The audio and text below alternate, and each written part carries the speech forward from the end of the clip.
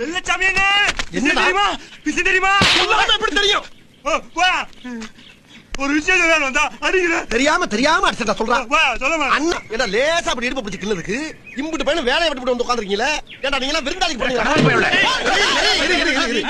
அவசரப்படாதீங்க. ஆயின் நியச்சடா ரெடியா இருக்கீங்க. தைரியத்தை படப்படாது. அசிங்கமா இல்ல அண்ணனுக்கு ராஸ்கல். சரியா?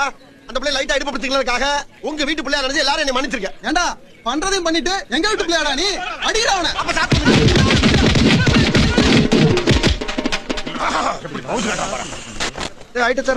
இதுதான் கடைசி. ஏதோ உடம்பு தேக்கா இருக்க கண்டு ஊரே குடி குட்டினாலும் ஒரு கூட்டம். இந்தாங்க கட்டுங்கண்ணே. பாத்துக்கிட்டு இருந்தா எங்கனாலயே தாங்க முடியல. நீங்க எப்படினே தாங்குனீங்க? எல்லாம் பழகிருச்சுடா. இத வச்சு உங்க அண்ணன் எலெக்ஷன்ல பண்ணல. எலெக்ஷனா? ஆமாடா. எவ்வளவு வாங்கிருக்கேன் இவங்கிட்ட. இத சொல்லி ஓட்டு கேட்டோம்னா இறக்கப்பட்டு என்ன சிஎம் ஆக்கிடுவாங்க. உங்களை பூரா எம்எல்ஏ ஆக்கிடுவாங்க. பவுடர் போடுங்கண்ணே.